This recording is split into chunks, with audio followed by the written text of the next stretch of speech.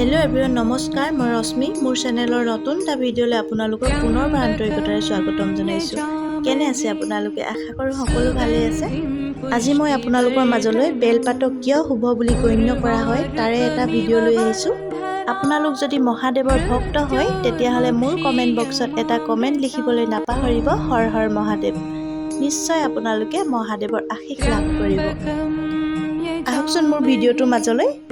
আমি বেলপাতক কিয় শুভ বুলি গণ্য কৰা হয় তাৰে বিষয়ে অলপ জানি লওঁ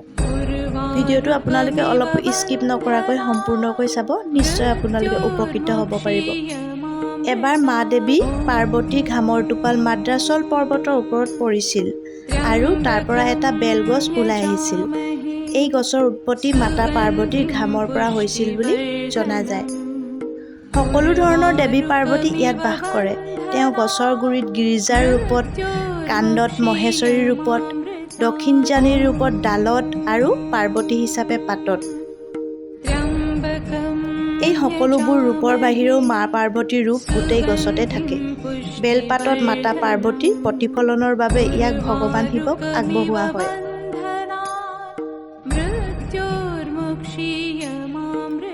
মহাদেৱ শিৱক বেলপাত প্ৰদান কৰিলে তেওঁ সন্তুষ্ট হয় আৰু ভক্তৰ ইচ্ছা পূৰণ কৰে যিজন ব্যক্তিয়ে কোনো তীৰ্থস্থানলৈ যাব নোৱাৰে যদি তেওঁ শাওণ মাহত বেলগছৰ মূল অংশটোত উপাসনা কৰে আৰু ইয়াক পানী প্ৰদান কৰে তেনেহলে তেওঁ সকলো তীৰ্থযাত্ৰা ভ্ৰমণ কৰাৰ গুণ ঘৰতে লাভ কৰে এতিয়া আমি জানো আহকচোন বেলগছৰ গুৰুত্ব কি যি ঠাইত বেলগছ থাকে সেই ঠাইত সাপ কেতিয়াও নাহে যদি কাৰোবাৰ অন্ত্যেষ্টি ক্ৰিয়া বেলগছৰ ছাঁৰ মাজেৰে পাৰ হয় তেন্তে তেওঁ পৰিত্ৰাণ লাভ কৰে বায়ুমণ্ডলত থকা অশুদ্ধ বায়ু শোষণ কৰাৰ ক্ষমতা বেলগছৰ সৰ্বাধিক ক্ষমতা আছে 4, 5, 6 বা 7 পাত থকা বেলপাত পোৱা ব্যক্তিজন অত্যন্ত ভাগ্যৱান আৰু এই পাত মহাদেৱ শিৱক আগবঢ়ালে অসীম ফল দিয়ে বুলি শাস্ত্ৰত লিখা আছে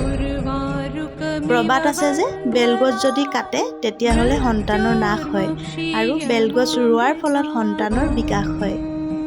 বিশ্বাস এয়া যে কেৱল বেলগছত জল অৰ্পণ কৰিলে পূৰ্বপুৰুষসকলো সন্তুষ্ট হয় ঋষিমুনিয়ে বেলপত্ৰ আৰু তাম ধাতুৰ বিশেষ ব্যৱহাৰেৰে সোণৰ ধাতু উৎপাদন কৰিছিল জীৱনত আপুনি ভুলতে এবাৰ হলেও শিৱলিংগৰ ওপৰত বেলপাত অৰ্পণ কৰিছে নিশ্চয় তেতিয়াও জীৱনত ঘটা সকলো পাপ আপোনাৰ মুক্ত হ'ব বেলগছ ৰোপণ লালন পালন আৰু খেতি কৰিলে নিশ্চিতভাৱে মহাদেৱৰ সাক্ষাৎ পোৱাৰ সুবিধা লাভ কৰে বুলি শাস্ত্ৰত লিখা আছে আজি মোৰ ভিডিওটো ইমানেই আছে আশা কৰোঁ আপোনালোকে শুনি নিশ্চয় ভাল পালে যদি মোৰ ভিডিওটো শুনি বা চাই আপুনি ভাল পালে তেতিয়াহলে মোৰ চেনেলটো সাবস্ক্ৰাইব কৰি দিব লগতে মোৰ ফেসবুক পেজটো ফলো কৰি দিব মোৰ ভিডিওটো সম্পূৰ্ণকৈ চোৱাৰ বাবে আপোনালোক সকলোলৈকে অশেষ ধন্যবাদ জনাইছো আকৌ লৈ আহিম আপোনালোকৰ মাজলৈ এনেকুৱা ধুনীয়া ধুনীয়া ভিডিও আজিলৈ আহিছো ভালে থাকক আপোনালোকো ধন্যবাদ